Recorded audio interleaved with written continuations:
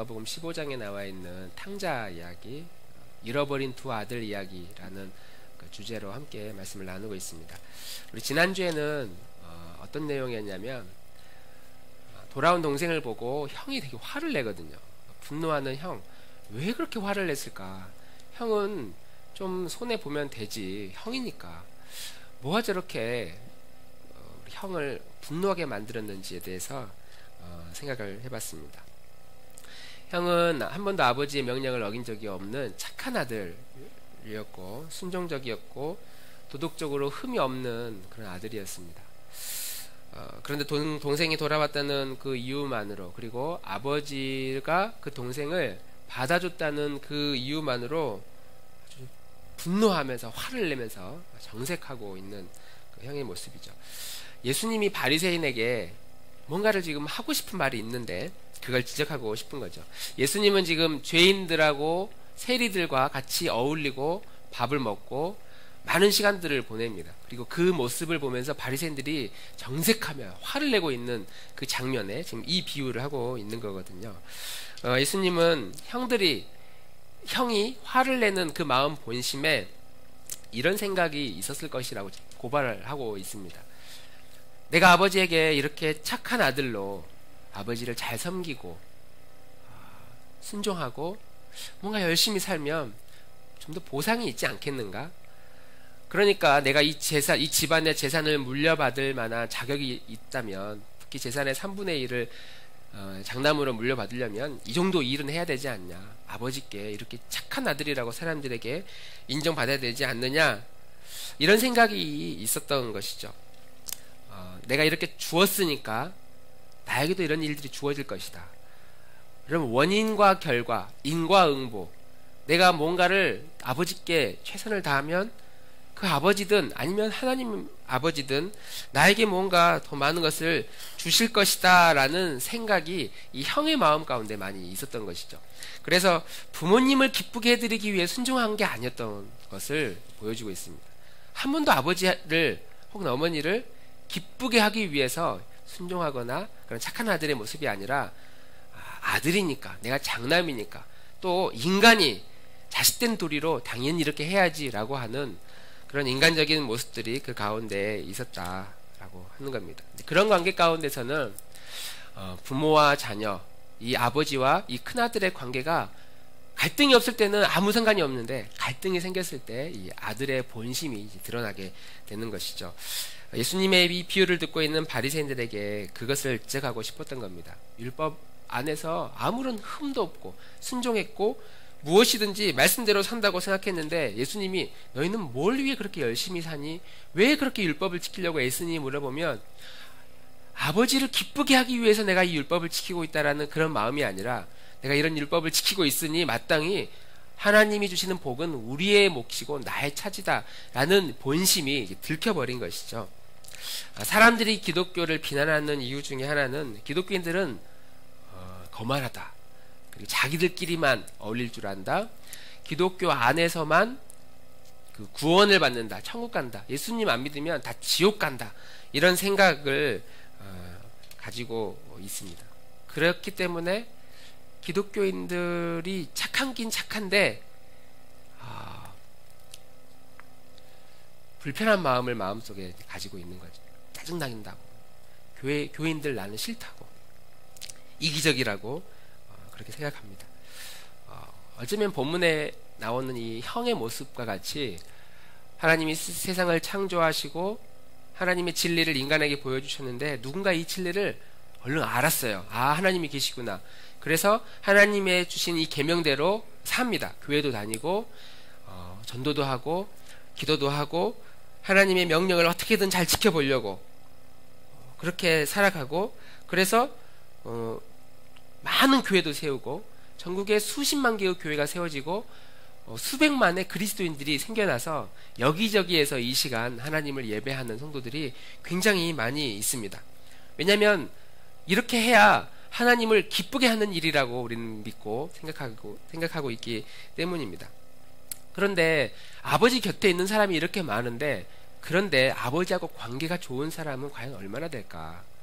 이렇게 수많은, 우리는 많지는 않지만 수백 수천 명의 사람들이 모여서 예배하는 그 현장에 정말 하나님을 기쁘게 해드리기 위해 하나님을 만나고 싶은 마음에, 그리고 아버지 하나님과 관계가 아주 친밀한 아빠 아버지라고 부를 수 있는 그런 아들의, 그런 자녀의 모습으로 신앙생활을 하고 있는 성도가 그렇게 수많은 수백만의 성도들 가운데 몇이나 되겠습니까? 오늘 내가 교회 안 가면 하나님이 나를 싫어할지 몰라. 교회 안 나와도 싫어하지 않거든요. 자녀를, 하나님의 자식을 우리가 한번 잘 못한다고 해서 혼내지 않습니다. 그런데 우리는 마치 내가 교회를 안 나가면 내 기도 제목이 응답 안 될 것처럼 생각하는 이런 두려운 마음들이 우리 안에 많이 있다는 것이죠. 하나님 아버지와 친밀한 관계를 누리는 게 아니라 이런 진실한 아버지와 진실한 아버지와 아들의 이 사랑하는 관계의 풍성한 은혜를 내가 누리고 그것을 붙들고 살아가는 자녀들이 생각보다 많지 않다라고 하는 것입니다. 그런 점에서 우리는 내가 뭔가를 해야만 하나님으로부터 많은 것을 받을 것이라고 생각하는 이런 생각에서 보다 더 자유로워져야 합니다. 불순종하는 것보다 더 무서운 것은 바로 이런 형의 태도. 내가 열심히 주를 위해 무엇인가를 하면 하나님이 나에게 많은 것을 주시겠지. 거꾸로 내가 하나님을 위해 한 게 없기 때문에 하나님은 나에게 복을 주시지 않는 게 너무 당연해. 이런 생각까지도 우리는 주님이 주시는 그 사랑의 관계를 경험할 때 보다 자유로워지고 하나님의 사랑이 내가 생각하는 것보다 훨씬 더 큰 것이구나 라는 것을 우리는 알 수 있다는 것이죠. 주님의 기쁨을, 주님이 주시는 이 사랑의 기쁨을 우리가 누릴 줄 아는 그런 교우들이 되면 참 좋겠습니다. 할렐루야. 오늘 제목은 그래서 진정한 형이 오셨다라는 제목입니다. 우리 한번 따라해 보겠습니다. 진정한 형이 오셨다. 진정한 형이 오셨다.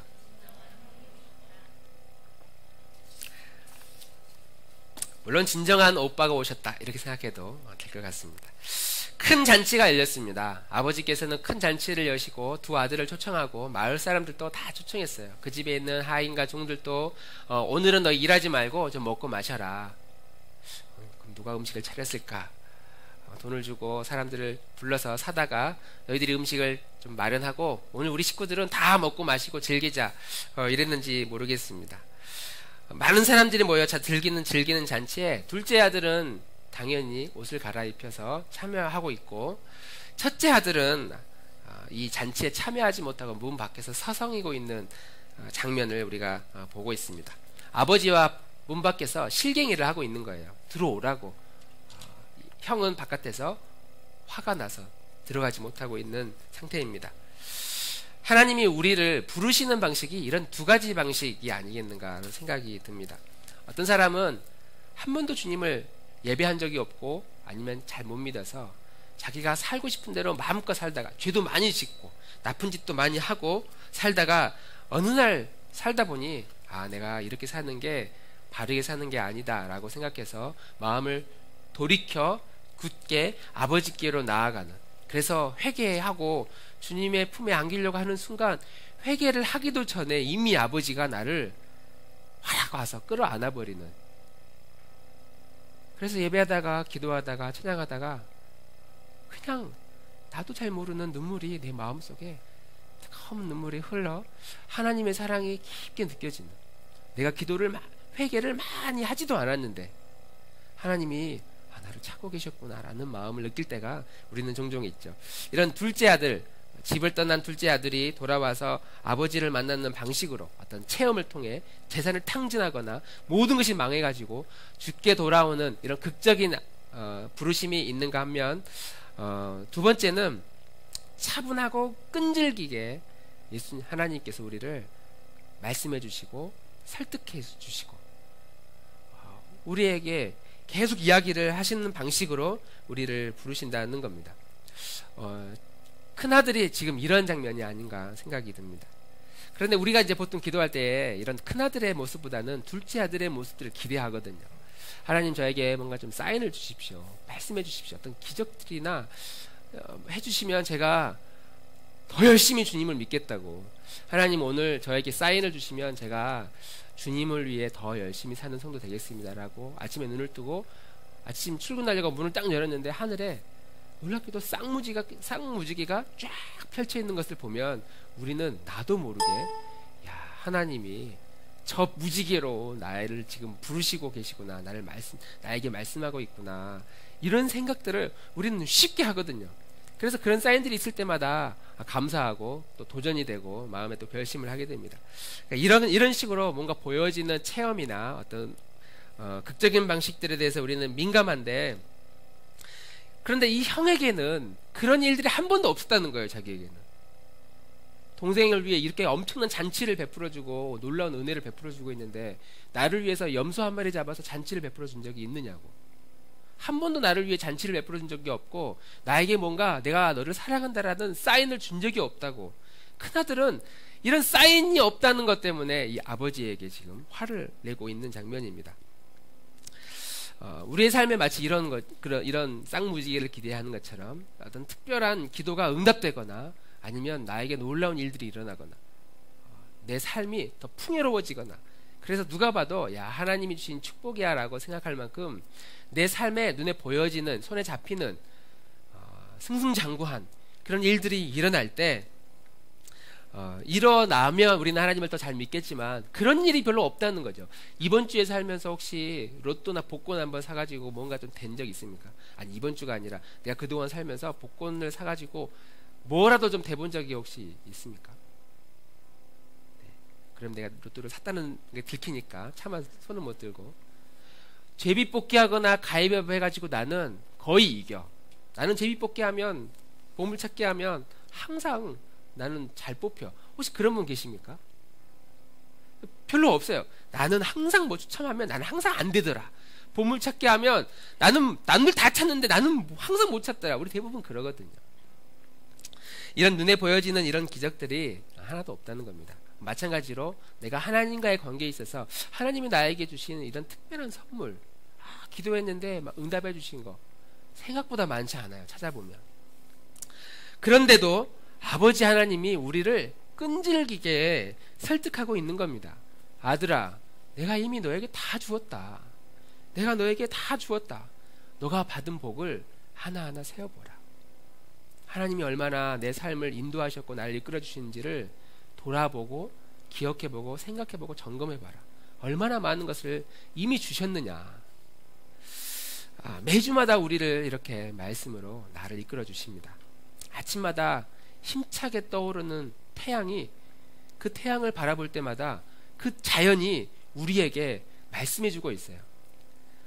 아침에, 밤에, 낮에 미세먼지 가득한 이 우중충한 이 날씨도, 이 추운 차가운 바람도 우리에게 매일매일 하나님의 진리로 말씀하고 있습니다. 내가 세상의 왕이다. 나 없이는 이 세상 자연 만물은 아무것도 되지 않는다. 내가 세상의 주인이다. 내가 너의 주인이다. 너의 인생을 책임지고 있다. 너가 무엇을 하든지 내가 함께 할 것이다. 하나님이 이 땅의 모든 자연 만물로, 혹은 진리의 말씀으로 매주 예배 때마다, 아니면 눈을 감고 잠시 읊조리며 주님께 기도할 때마다 주님은 끈질기게 우리를 설득하고 말씀하고 계시다라고 하는 겁니다. 그런 점에서 우리는 내가 지금 하나님이 나를 찾고 있고 계속 설득하고 계신다라는 사실을 믿고 그 믿음에 따라 순종하며 살아야 되는 것이죠. 할렐루야. 하나님이 나에게 지금 말씀하고 계신가? 아닌가? 말씀하고 있다고 그러니 그냥 그렇다고 치자. 그런 게 아니라 하나님이 나를 부르고 계시는지 부르지 않고 있는지를 알 수 있는 여러 방법 중에 한 가지가 있는데, 그건 뭐냐면 내가 지금 살아가는 내 삶의 방식이 잘 살고 있지 않다. 내가 좀 길을 잃은 것 같다. 내가 여기에서 뭔가 좀 불안한 것 같다. 이렇게는 아닌 것 같은데 라는 그런 상태이고, 그래서 좀 더 나은 길, 좀 더 바른 길, 좀 더 믿음으로 살고 싶다는 마음이 내 안에 있다면, 그게 바로 지금 하나님이 나를 부르고 있다는 증거예요. 내가 고민을 막 해가지고 이렇게 사는 게 아닌 것 같다라고 내가 생각하는 것처럼 느껴지지만, 내가 생각하는 게 아니라 하나님이 그런 마음을 우리 마음의 가운데 심어 놓으신 거예요. 심겨 주신 겁니다. 그래서 그런 마음을 가지고 우리를 부르고 있는 것이죠.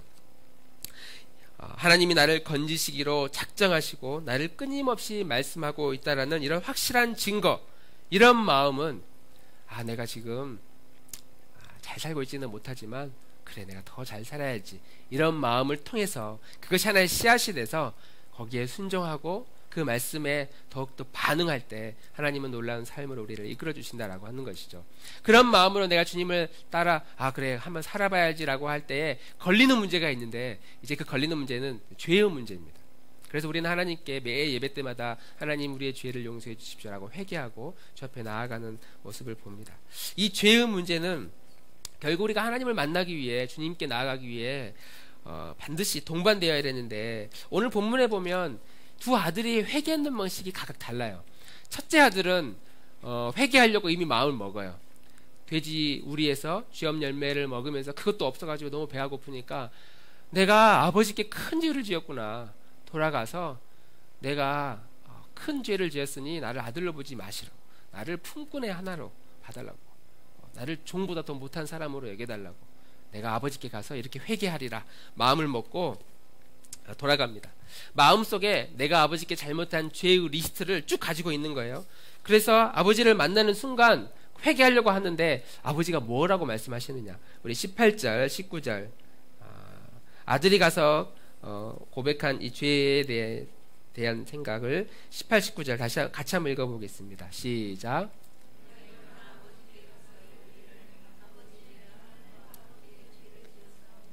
지금부터는 아버지의 아들이라 일컬음을 감당하지 못하겠나이다. 나를 품꾼의 하나로 보소서 하고 이 이제 말씀을 이 제 항목을 이제 가지고 집 안으로 들어가서 아버지께 고백하려고 하는 순간 18절을 이야기하고 19절을 이야기를 하지도 못한 채 집 안으로 끌려가요. 아버지가 이미 와서 우리를 와라 끌어 안아주시고 우리를 품어주십니다. 우리가 보통 죄를 회개한다라고 하면 내 안에 죄에 대한 리스트가 있다고 생각을 해요. 이번 주에 내가 기도하지 못한 죄, 성경 읽지 못한 죄, 전도하지 못한 죄, 벌써 여기 우리 다 걸리잖아요. 내가 이번 주에 주님과 동행하지 못한 좀 동행한 것 같긴 한데 밥 먹을 때 기도는 했으니 막 그런 죄의 리스트들이 막 생각이 나요. 그리고 그런 특별하게 죄 지은 게 없다고 생각하는 순간 뭐라고 기도해야 될지 그냥 아무튼 죄인이니 용서해달라고 하는 그런 고백들을 우리는 합니다. 이런 리스트를 자꾸 생각을 해낸다는 거예요. 그런데 형의 입장에서는 지금 형도 그렇지만 딱히 내가 뭘 잘못했는지 몰라요. 내가 아버지의 명령을 어긴 게 없다고 생각을 합니다. 그런데 둘째 아들과 첫째 아들의 이 관계가 지금 둘째 아들은 잔치에 들어가 있고 첫째 아들은 잔치에 들어가지를 못해요. 아버지가 베풀어 주시는 그 기쁨을 맛보지 못하는 겁니다. 마음속에 마땅히 나는 딱히 죄가 없다고 생각이 드는데 이 큰아들은 잔치에 참여하지 못한다라고 하는 것이죠. 예수님이 지금 이 비유를 듣고 있는 죄인들과 바리새인들에게 말하고자 하는 이 죄에 대해서 죄는 표면적으로 드러나는 것이 그것이 죄가 아니다.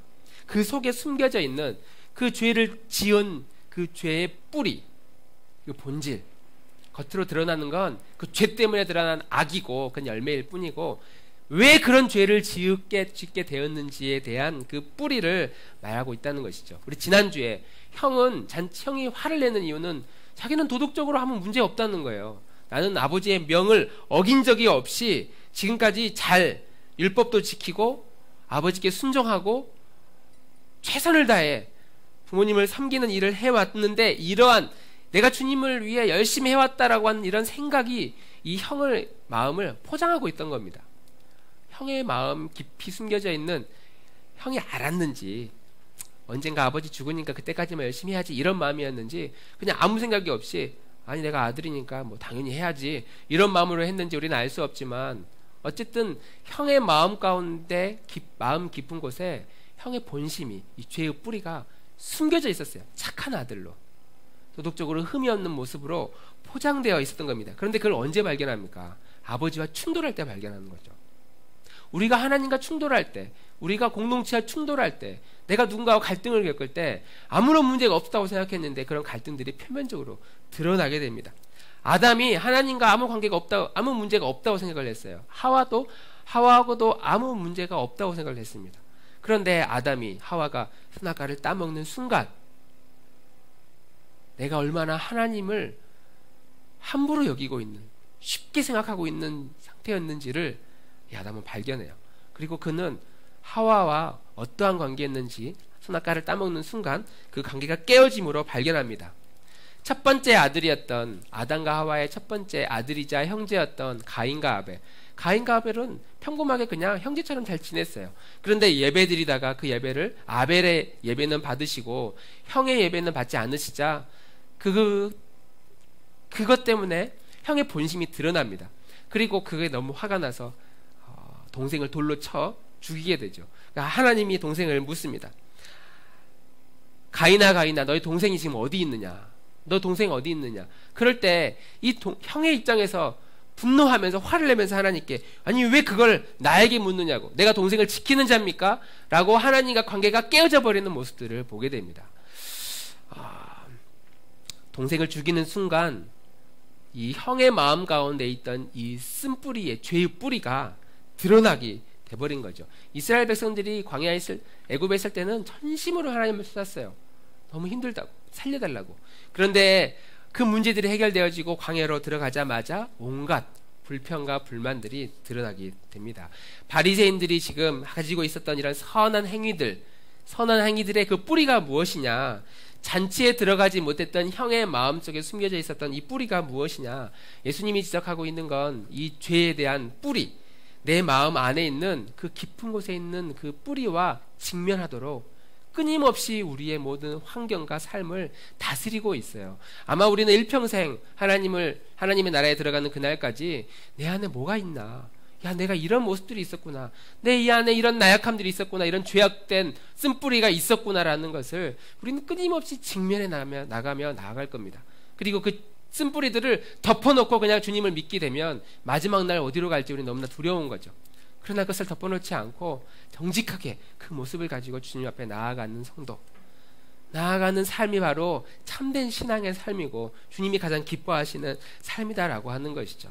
그래서 있는 모습 그대로 나아오라는 말은 나를 포장한 채 주님께 나아가라는 것이 아니라 내 안에 있는 죄의 모습들을 발견하고 이런 쓴뿌리들을 보고 그거 가지고 숨지 말고 둘째 아들처럼 나오면 너가 죄가 리스트가 너무 많아도 괜찮다. 잔치에 들어오렴. 우리를 받아주시는 그분이 우리를 사랑하시는, 항상 기다리시는, 우리를 인도하시는 우리 예수 그리스도라는 분 사실을 우리가 꼭 기억했으면 좋겠습니다. 누가복음 15장에 나오는 이 비유는 바로 이 말씀을 죄인들이었던 세리와 또 죄인들 그리고 바리새인들에게 하고 싶었던 것이죠. 마지막으로 이 누가복음 15장에 나오는 이 세리와 죄인 그리고 예수님을 비난하기 위해 찾아온 바리새인들에게 이 누가복음 15장은 세 가지 비유를 말씀하고 있거든요. 첫 번째 비유는 잃어버린 양의 비유입니다. 우리 한번 읽어볼까요? 누가복음 15장 4절 말씀. 네, 제가 읽겠습니다. 4절. 너희 중에 어떤 사람이 양 100마리가 있는데 그 중에 하나를 잃으면 99마리를 들에 두고 그 잃은 것을 찾아내기까지 찾아다니지 아니하겠느냐. 양 100마리가 있는데 한 마리를 잃어버렸어요. 그리고 99마리를 두고 한 마리를 찾으러 갑니다. 누가 봐도 손해라는 거예요. 99마리 어떻게 될지 모르는데 그거 지켜야지. 한 마리는 그냥 잃어버렸다 치고 99마리를 지켜야지. 누가 봐도 그건 잘못된 선택이다라고 하는데 이 양의 목자는, 이 사람은 잃은 양을 찾으러 떠났다가 그것을 데리고 와서 심지어 잔치까지 벌였다는 내용이 첫 번째 비유입니다. 두 번째 비유는 결혼하려고 준비한 10드라크마가 있었는데 하나를 잃어버렸어요. 집안에서 아마 잊어버린 것 같습니다. 그런데도 그냥 다른 거 하나도 사다가 채우지 않고 그것을 포기하지 않고 부지런히 쓸고 찾아서 그 찾은 기쁨이 너무 커서 사람들을 불러 모아다가 또 잔치를 벌였다는 내용입니다. 세 번째는 두 아들이 있는데 둘째 아들은 재산을 가지고 떠나서 탕진해 버렸다가 다시 아버지께 돌아왔다는 비유입니다. 세 가지 비유의 공통점은 다 돌아왔다는 공통점이 있어요. 그런데 차이가 있습니다. 첫 번째, 두 번째 비유와 세 번째 비유가 차이가 있어요. 혹시 난 무슨 차이인지 알겠다.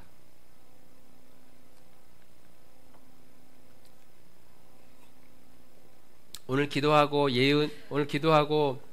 헌금 담당하는 우리 예은이의 오늘 활약이 대단합니다. 우리 예은이가 번쩍 손들었어요. 차이가 뭘까요?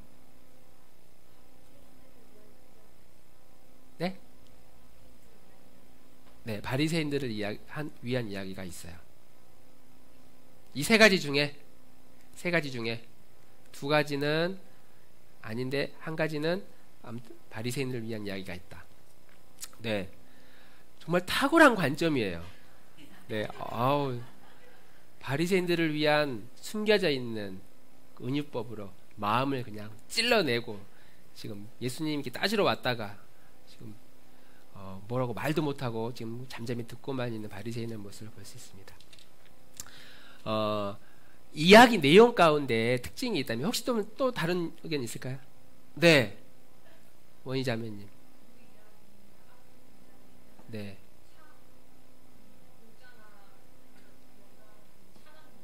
네. 아, 네. 네, 그런, 네. 아니, 저는 써놨는데, 저도 좀 놀려야 될 것 같아서, 그렇군요. 맞아요. 첫 번째, 두 번째, 잃은 양 비유와 드라크마 비유는 잃어버렸어요. 그런데 그거를 그 주인이 부지런히 찾으러 다녀요.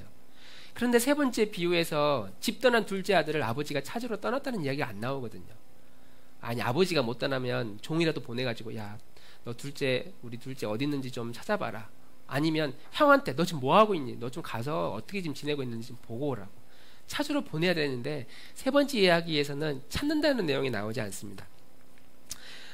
사실은 아버지의 마음을 보면 찾으러 가고 싶은 마음이 있었어요. 그래서 동생이 돌아올 때에 마을 바깥에까지 기다리고 있었다는 내용이 나오잖아요. 그러니까 이미 마음은 동생을 향해 가 있어요. 그런데 이 아버지는 둘째 아들을 향해 떠나지 않습니다. 물론 형도 마찬가지입니다. 특별히 성경에서 형제 이야기가 많이 나오는데요. 형제 사이가 좋은 관계도 있지만 좋지 않은 관계가 제일 많아요. 가인과 아벨의 자녀이었던 아담과 하와의 자녀이었던 첫 번째 자녀 가인과 아벨, 형제 이야기거든요. 벌써 형제들이 나오자마자 살인을 저지르는, 형이 동생을 쳐 죽이는 장면이 나옵니다.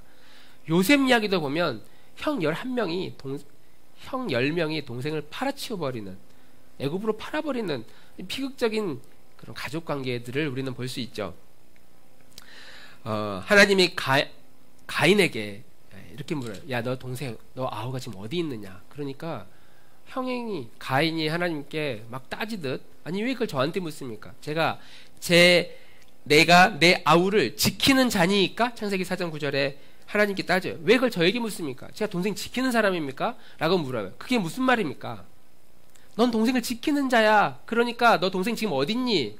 라고 물어보는데 이 가인의 마음은 왜요? 내가 왜 동생을 지켜야 되는지 지금 죄 가운데 빠진 인간의 모습을 보이고 있는 것이죠.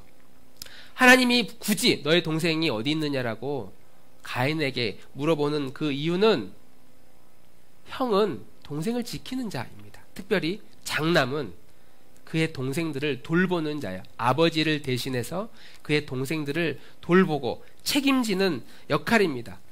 형에 비해서 동생은 항상 힘이 약해요. 그리고 경험도 부족합니다. 재산도 훨씬 적게 받습니다.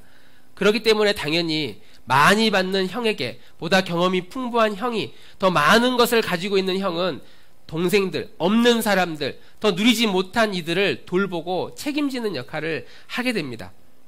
먼저 믿고 난 하나님의 자녀는 믿음이 연약한 이들을 돌보는 일이 우리 먼저 믿게 된 우리들에게 주어진 사명입니다. 오늘 본문의 비유 속에 있는 형도 이랬어야 돼요. 동생이 집 떠나 나가면 아버지가, 야 동생 어떻게 됐는지 넌 걱정도 안 되느냐? 왜요? 자기 좋다고 나갔는데 제가 동생을 돌보는 자입니까? 아마 형의 마음에 이런 마음이 있었던, 이런 분노가 있었던 겁니다. 나는 아버지를 위해 이렇게 일평생 착하고 성실한 아들로 살아가고 있는데 동생은 갈 길 가겠다고 저렇게 떠나는 게 얼마나 미웠겠어요. 그런 미움 때문에 이미 형의 마음 가운데 동생은 사라지고 없습니다.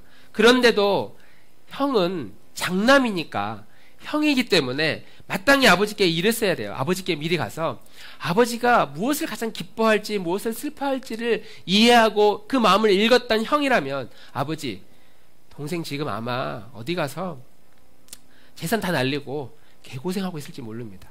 아버지 마음 제가 아는데 집에 계십시오. 제가 동생 찾으러 한번 갔다 오겠습니다. 떠나겠습니다. 형은 동생을 찾아 떠나는 이런 삶을 살았어야 돼요. 동생 데려오면 제 몫이 좀 줄어들겠지만 내가 내 재산을 좀 드리고 내 돈을 들여서라도 제 몫을 희생해서라도 동생 데려와야 되지 않겠느냐고 아버지께 그렇게 말하고 동생을 찾으러 갔어야 됐습니다. 이게 형의 역할이었던 것이죠. 아버지가 나서고 싶었지만 아버지는 차마 나설 수가 없어요. 왜냐하면 동생이 들어오면 재산을 다시 분할을 해줘야 되는데, 아들로 받아들이면 분할해야 되는데 재산 나누지 않고 너 와서 우리 집 종으로 살아라, 차마 아버지는 그렇게 할 수 없으니까 분할해야 되는데, 아버지는 재산이 아무것도 없어요. 모든 재산을 3분의 2 형에게 다 주었고 3분의 1 동생에게 다 주었습니다. 그러니까 형에게 모든 재산을 주었으니까 소유권, 실질적인 소유권은 지금 형에게 있어요. 형이 이 역할을 해줘야 되는 것이죠. 31절에 그렇게 이야기합니다. 내 것이 다 너의 것이로되, 내 것이 다 너 것이다. 너 알지 않느냐? 내가 모든 재산을 다 너에게 주지 않았느냐? 그러니까 동생을 찾으러 가거나 그를 집안에 들어오게 하는 건 이건 형이 해야 되는 역할이었다라고 하는 것이죠. 진정한 형이었다면 아버지가 차마 동생을 찾아 떠나지 못하는 그 마음을 대신해서 형이 떠났어야 되는 겁니다. 그런데 지금 그 일을 하지 않고 그냥 동생 주위에 맴돌고 있고, 심지어 동생이 왔음에도 불구하고 잔치에 들어가고 있지 않는 것이죠. 우리는 이 탕자의 아들의 이야기를 보면서 일반적으로 이렇게 생각을 해요. 틀린 이야기가 아닙니다. 주님의 사랑이 얼마나 큰지 우리가 모든 재산을 다 탕진하고 내 마음껏 내 시간과 인생을 허비하며 살다가 어느 날 살다 보니 이게 사는 게 아니구나. 예수님 잘 믿어야 되겠다. 주님께 돌아가야 되겠다. 내 아버지께 돌아가야지. 이런 마음으로 주님께 돌아옵니다. 그러면 아버지는 내가 돌아가서 회개를 하기도 전에 이미 우리를 다 용서하시고 우리를 품에 안으시고 눈물 흘리시는 그 아버지의 사랑, 한이 없고 무한하신 그 하나님의 사랑을 우리는 알고 있습니다. 그리고 이 탕자의 이야기는 그런 사랑의 이야기이기도 하죠. 그런데 이 이야기 가운데 숨겨진 이야기는, 그런 사랑과 용서 뒤에는 누군가의 희생이 반드시 동반된다. 누군가가 희생을 했기 때문에 둘째 아들이 집 안으로 들어올 수 있었다라고 하는 것이죠. 우리가 예수님을 믿고 하나님의 자녀가 되었다고 하는 사실에 대해서 별로 감흥이 느껴지지 않을 때가 있어요. 하나님의 자녀가 우리는 이미 되었다고 믿기 때문이죠. 그런데 우리가 주님의 자녀가 되기 위해서는 너무나 큰 희생과 너무나 큰 대가가 지불되었다라고 하는 사실에 대해서 우리는 쉽게 간과한 것 같습니다. 동생이 집으로 돌아와 자녀의 지위를 회복하게 된 건 아버지가 용서해 주었기 때문이 아니라 형이 누려야 될 권리를 포기했기 때문에, 비록 지금 난 형이지만, 형이 지금 화가 났지만, 어쨌든 화가 난 형이었지만 그가 가지고 있었던 권리를 포기했고 희생했기 때문에 둘째 아들이 다시 자녀의 신분으로 회복되어졌던 것입니다. 우리가 예수님을 믿고 하나님의 자녀가 된 건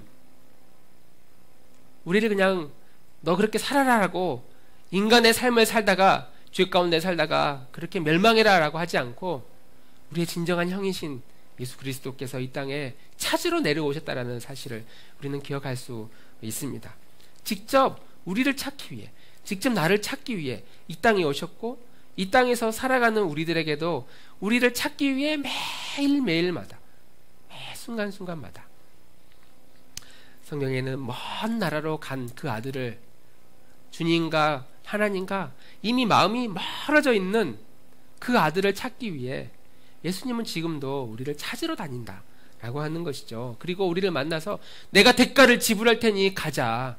우리 아버지 집으로 가자. 아버지의 마음이 있는 곳으로 가자. 내가 대가를 지불하겠다. 이것이 바로 우리를 향한 주님의 사랑이고, 이것이 우리가 믿는 복음이고, 이 믿음을 통해서 우리는 구원받고 하나님의 자녀가 된다는 것이죠. 할렐루야. 예수님이 이 죄인과 바리새인들에게 지금 이야기를 하고 있는 겁니다. 진짜 형이라면 너희 바리새인들이 먼저 예수님을 믿고 율법을 지키고 있는 진짜 형이라면 잃어버린 동생들 어떻게 할래? 저 죄인들 너희들 어떻게 할 거니? 예수님이 지금 이 말씀을 우리에게 하고 있는 것이죠. 예수님께서 진정한 희생으로, 십자가의 희생으로 우리를 자녀 삼아 주시고 우리의 모든 죄에 대한 대가를 지불해 주셨던 것처럼, 오늘날 지금도 여전히 주님은 그런 마음으로 우리를 바라보고 계십니다. 자, 그래서 너희가 하나님의 자녀가 돼서 형이 되었어요. 우리는 먼저 예수님의 자녀가 된, 또 믿음을 갖게 된 그런 형의 신분으로 살아갑니다. 그런데 우리의 마음에 가장 큰 관심사가 뭐냐면, 하나님, 내가 주님을 믿으니까 내 인생에 이 문제가 내 앞에 막힌 이 삶이 뭔가 해결되어지기를, 나에게 뭔가 좀 사인을 주기를, 아침에 쌍무지개라도 좀 띄워주셔서 내 마음에 확신을 주기를, 내가 믿어지도록 나를 좀 만들어주기를, 지금보다 더 믿음의 삶을 살아가도록 나를 좀 어떻게 해달라고 기다리는 우리의 모습이 너무나 많다는 겁니다. 이미 형의 모습으로 하나님이 우리를, 형의 자리로 우리를 이끌어 주셨는데, 그런데 형된 우리가 길을 잃어버리고 아버지를 찾지 못한 그런 형의 심정으로 동생을 찾으러 가야 되는 심정이 아니라, 나에게는 염소 한 마리 잡아주지 않고 잔치 한번 베풀어 준 적이 없다고, 그렇게 따지며 신앙생활 해나가는 우리의 모습들 얼마나 많이 있습니까? 우리뿐만 아니라 이 땅의 교회들도 마찬가지죠. 수많은 교회들이 우리 교회가 더 많이 잘되고 더 번성하고 더 위대한 교회가 되어지기를 꿈꾸고 있지만, 그리고 하나님께 기도해서 응답받기를 우리는 간절히 소망하지만, 하나님 아버지는 잃어버린 수많은 교회들, 길을 찾지 못해서 힘겨워하는 수많은 성도들, 그들을 향해 우리에게 끊임없이 찾아 떠나라고 말씀하라고.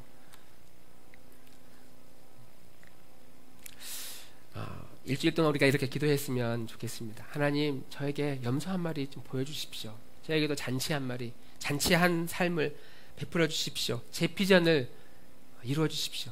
저에게 간절한 소망이 있는데 저는 이것 때문에 지금 아무것도 보지 못하고 너무 다급한데, 하나님, 제 이 소원을 들어주십시오라고 기도하는 이러한 삶이 우리의 모습 가운데 있다면, 아직 우리는 형의 모습으로 살아가는 삶입니다.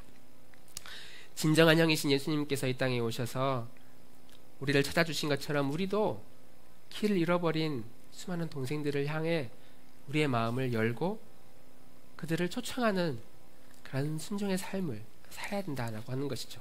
내 주변에 아버지를 잃어버린 채 살아가고 있는 성도들, 그런 교우들이 얼마나 많이 있습니까? 혹은 내 마음에 간절한 소망이 잃어버린 사람들에 대한, 하나님 아버지의 마음에 대한, 주님이 무엇을 가장 기뻐하실까에 대한 그런 관심이 아니라, 내 자신에 대한, 나에게 이루어질 일들에 대한 기대가 있다면 우리가 그것을 잠시 내려놓고 하나님께 기도할 때에, 하나님, 믿음의 자리로 나아가기를 원합니다. 주님이 나를 부르신 그 은혜의 자리로 나아가기를 원합니다. 그런 순종하는 삶으로, 그런 은혜의 삶으로 나아가기를, 나아가는 우리 나들목 교우들이 되기를 주님의 이름으로 축원합니다.